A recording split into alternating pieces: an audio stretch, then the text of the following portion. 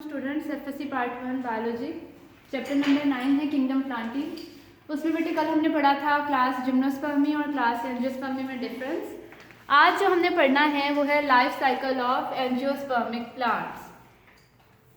बेटे हम ये कहते हैं कि एंजियोस्पर्मिक प्लांट्स कौन से हैं? हायर प्लांट्स हैं जो बेसिकली वेस्कुलर प्लांट्स हैं, फ्लावर प्रोड्यूसिंग और फ्रूट प्रोड्यूसिंग प्लांट्स होते हैं। ठीक है, इनमें होती है हेटेरोमॉर्फिक ऑल्टरनेशन ऑफ जनरेशन, यानी कि इनकी लाइफ हिस्ट्री में दो तरह की जनरेशन आती है। फर्स्ट जनरेशन को क्या कहते हैं? Sporophyte generation, and second generation is called as gametophyte generation. ठीक है, अब हम ये कहते हैं बेटा कि इनका जो स्पोरोफाइट जनरेशन है वो क्या होता है? स्पोरोफाइट इनका डिप्लॉयड होता है, और ये जनरेशन जो है ये कौन सी जनरेशन होती है? डोमिनेंट होती है, यानी कि नुमायां होती है, यानी कि कॉन्स्पिकुअस होती है।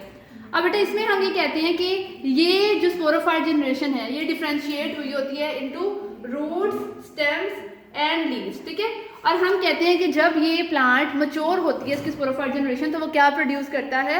वो फ्लावर प्रोड्यूस करता है।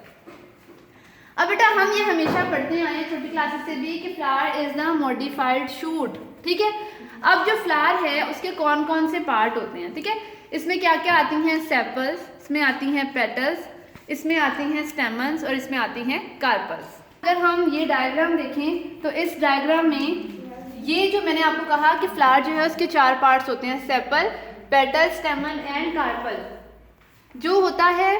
अब यहाँ मैंने कहा सेपल, सबसे पहले क्या आती हैं? ये होती हैं जो ग्रीन कलर की होती है ना प्लांट में, ये होती हैं सेपल्स। ये जो बड़ी बड़ी होती हैं कलरफुल सी, वो क्या होती हैं? पेटल्स।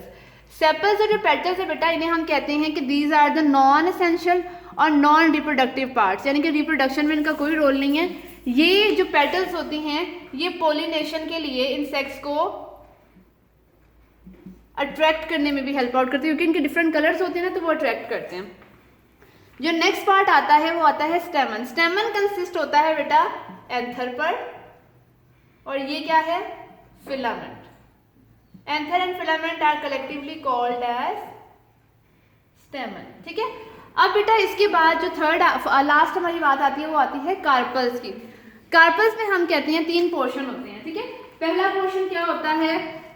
स्टिग्मा, उसके बाद क्या आता है? स्टाइल, ये लास्ट पोर्शन क्या है?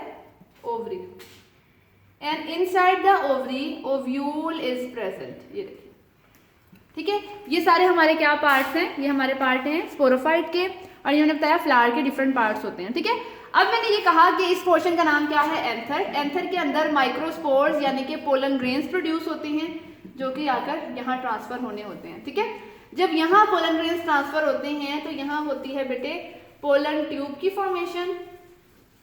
ट्यूब न्यूक्लियस जो है वो किसकी फॉर्मेशन कराता है? पोलन ट्यूब की, जिसके जरिए जो स्पर्म है वो इधर ऐसे ओव्यूल तक मूव करते हैं।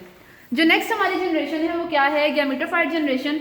गैमेटोफाइट जनरेशन को हम कहते हैं कि ये हैप्लॉइड होती है। पहली बात तो ये वन एंड होती है, ये लेस कॉन्स्पिकुअस होती है, यानी कि कम नुमायां होती है, और इसमें हम कहते हैं कि दो तरह की गैमेटोफाइट जनरेशन होती है। एक होती है मेल गैमेटोफाइट, दूसरी होती है फीमेल गैमेटोफाइट। जो मेल गैमेटोफाइट है इसमें हम क्या कहते हैं? पोलन ट्यूब की फॉर्मेशन होती है ताकि स्पर्म जो हैं वो ओव्यूल तक डायरेक्ट ट्रांसफर हो सकें। अगर हम यहाँ बात करें बेटे, हम कहते हैं कि पोलन ग्रेन्स जो हैं, जिसका न्यूक्लियस है वो किस चीज़ की फॉर्मेशन कराता है?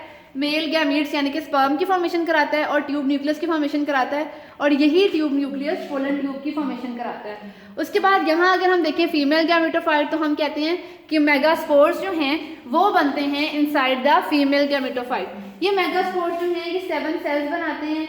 इनमें से जो सिर्फ 1 सेल है वो सर्वाइव करता है, और उस सेल को हम क्या कह देते हैं? एग। बेटा यहाँ तक आज हमने पढ़ना था। जो नेक्स्ट हमारा टॉपिक है वो आता है फर्टिलाइजेशन और seed and fruit formation and double fertilisation. वो हम इंशाल्लाह कल के लेक्चर में पढ़ेंगे।